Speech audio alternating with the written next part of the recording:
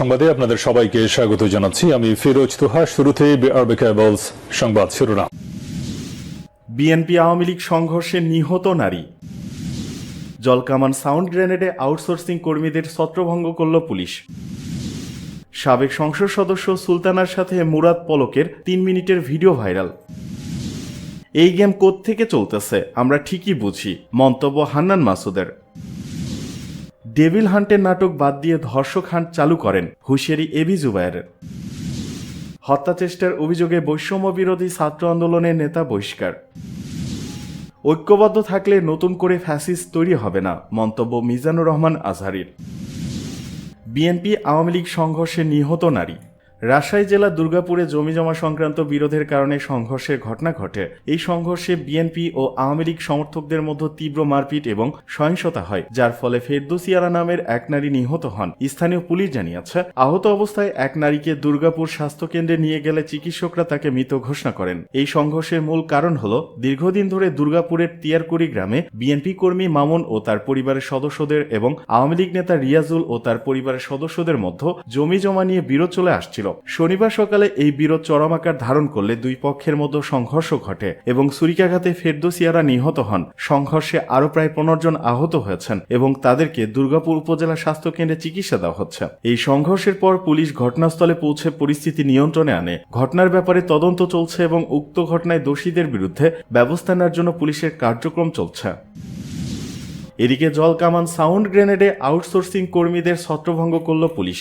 চাকরি স্থায়ী করার দাবিতে রাজধানীর জাতীয় প্রেস ক্লাবের সামনে সড়ক অবরোধ করে অবস্থান নেয়া বাংলাদেশ আউটসোর্সিং কর্মচারীদের জলকামান সাউন্ড গ্রেনেড নিক্ষেপ করে ছত্রভঙ্গ করে দিয়েছে পুলিশ। শনিবার দুপুর 3টার পর থেকে তারা জাতীয় প্রেস ক্লাবের সামনের রাস্তায় অবস্থান নেন। এর ফলে সচিবালয় ও আশেপাশের এলাকায় তীব্র যানজট সৃষ্টি হয়েছে। পুলিশ বারবার সড়ক থেকে সরে যাওয়ার জন্য অনুরোধ করলেও সড়ক থেকে না সরলে বিকেল 5টার দিকে তাদের লক্ষ্য করে জলকামান ছোড়ে ও লাঠিচার্জ করে। সরেজমিনে দেখা গেছে 2 ঘন্টার বেশি সময় ধরে প্রেস ক্লাবের সামনে সড়ক অবরোধ করে রেখেছিল আউটসোর্সিং কর্মীরা। এতে সচিবালয় ও আশেপাশের এলাকায় তীব্র যানজট সৃষ্টি হয়। পরে পুলিশের ঊর্ধ্বতন কর্মকর্তারা অবরোধকারীদের বারবার সড়ক থেকে সরে যাওয়ার জন্য অনুরোধ করেন। কেউ তাতে কর্ণপাত না করে জলকামান ও সাউন্ড গ্রেনেড নিক্ষেপ করা হয়। বিক্ষোভকারীদের উপর 5টি সাউন্ড গ্রেনেড নিক্ষেপ করে পুলিশ। এ সময় 2 জন আহত হয়েছেন। এই অবস্থান কর্মসূচিতে দেশের বিভিন্ন জায়গা থেকে আসা কয়েকশো আউটসোর্সিং কর্মী অংশ নিয়েছেন।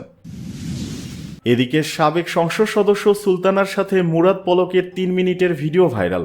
গেল 5 আগস্ট ছাত্র জনতার প্রবল গণ আন্দোলনের মুখে পতন হয় আওয়ামী লীগ সরকারের। তারপর থেকে দলটির অনেক নেতাকর্মীর মতো পলাতক রয়েছেন ডক্টর মুরাদ হাসান, আর স্বৈরাচারের দোসর হিসেবে বিচার প্রক্রিয়ার মুখোমুখি রয়েছেন জুনায়েদ আহমেদ পলক। এদিকে পালিয়ে যাওয়া ডক্টর মুরাদের একের পর এক বিকৃত অশালীন বক্তব্য, প্রতিহিংসামূলক আক্রমণাত্মক অঙ্গভঙ্গি সামাজিক যোগাযোগ মাধ্যমে ছড়িয়ে পড়েছে, যেগুলো ইতিমধ্যে ভাইরাল হয়ে পড়েছে। অন্যদিকে ডক্টর মুরাদের পুরনো কিছু ভিডিও নেট দুনিয়ায় আবারও বেগবান হচ্ছে। গত কয়েকদিন ধরে গাজীপুর সিটি কর্পোরেশনের বহিষ্কৃত মেয়র জাহাঙ্গীর আলম মোটরসাইকেল চালাচ্ছেন আর তার পেছনে বসে আছেন ডাক্তার মুরাদ। এরকম একটি ভিডিও সামাজিক যোগাযোগ মাধ্যমে ছড়িয়ে পড়ে, আর তারপর থেকে পলাতক ডাক্তার মুরাদের আরও একটি ভিডিও ভাইরাল হয়েছে। ভিডিওটিতে বন্ধু তোর বারাত নিয়ে আমি যাব গানটিতে কণ্ঠ দিয়েছেন ডাক্তার মুরাদ। ভিডিওতে আরও রয়েছেন আরেক দোসর জুনায়েদ আহমেদ পলক ও কুষ্টিয়া 4 এর সাবেক সংসদ সদস্য সুলতানা তরুণ। ভিডিওটিতে দেখা গেছে লুঙ্গি পরে কোমরে গামছা বেঁধে গ্রামীণ যুবক বেশে জুনায়েদ আহমেদ পলক তার প্রিয় শহরে বন্ধু ডাক্তার মুরাদের অপেক্ষা করছেন। বন্ধুকে পেয়ে যার পরনায় খুশি পলক, গান গাইছেন তিনি, তালে তালে নাচছেন ডাক্তার মুরাদ। 2 বন্ধু হাতে হাত ধরে গ্রামীণ মেঠো পথ ধরে দৌড়ে চলে গেলেন বাড়িতে, যেখানে তাদের জন্য অপেক্ষা করছেন সুলতানা তরুণ। জানা যায় 14 বছর আগের ভিডিও এটি। 2011 সালে বেসরকারি টিভি চ্যানেল আইয়ের ঈদ আয়োজনে গানটি গেয়েছিলেন জুনায়েদ আহমেদ পলক ও ডাক্তার মুরাদ হাসান। এই গেম কোত্থেকে চলতেছে আমরা ঠিকই বুঝি, মন্তব্য হান্নান মাসুদের।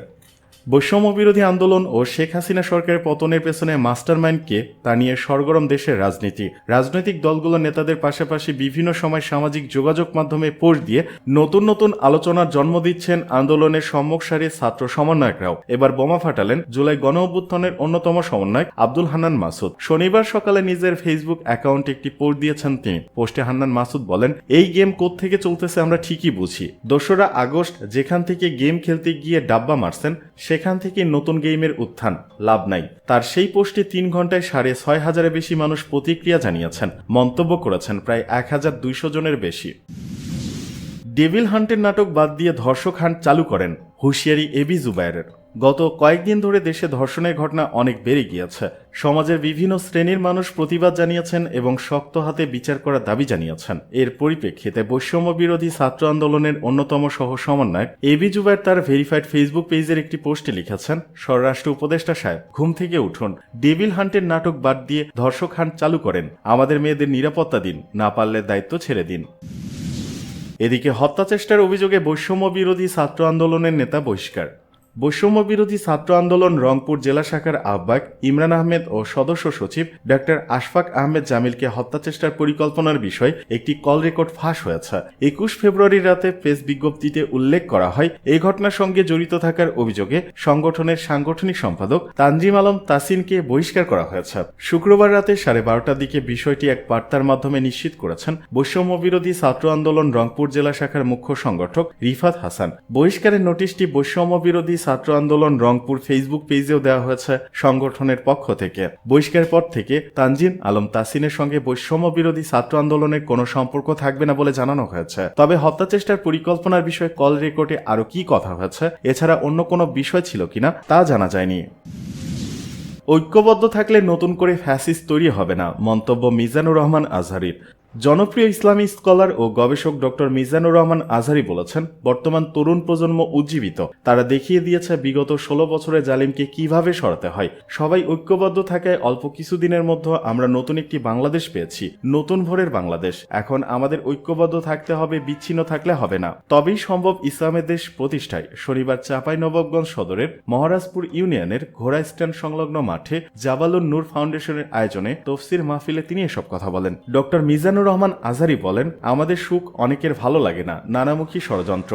এমন এক দেশের পাশে আমরা প্রতিবেশী হয়ে আসছি, আমাদের বুঝে শুনে পদক্ষেপ নিতে হয়। যদি সকলে মিলে ঐক্যবদ্ধ থাকি তাহলে কেউ আমাদের কিছু করতে পারবে না। তিনি বলেন, আমরা এমন এক রাজনৈতিক বন্দোবস্ত চাই যেখানে কেউ কাউকে জুলুম করার সাহস দেখাবে না, নতুন করে ফ্যাসিস্টরা আর দুঃসাহস দেখাতে পারবে না। নতুন ভোরের বাংলাদেশে আমরা পুনরাবৃত্তি চাই না। তিনি আরো বলেন, আমাদের বিশ্ববিদ্যালয় ক্যাম্পাসগুলোতে উন্নত মানের রিসার্চ হোক, যেগুলো আমরা অন্যান্য দেশে দেখি যে ছাত্রদের হাতে কলম লেগেছে, সেই হাতে অস্ত্রের স্পর্শ না লাগুক। নতুন বাংলাদেশে বুক ভরার স্বপ্ন নিয়ে এগোতে চাই। এক রাজনৈতিক দল অন্য রাজনৈতিক দলকে সম্মান করবে, শ্রদ্ধা করবে, এমন নেতা আমরা চাই। যে নেতা অসুস্থ হলে সারা দেশের মানুষ জায়নামাজ বিছিয়ে মোনাজাতের চোখে পানি ছেড়ে তার জন্য দোয়া করবে।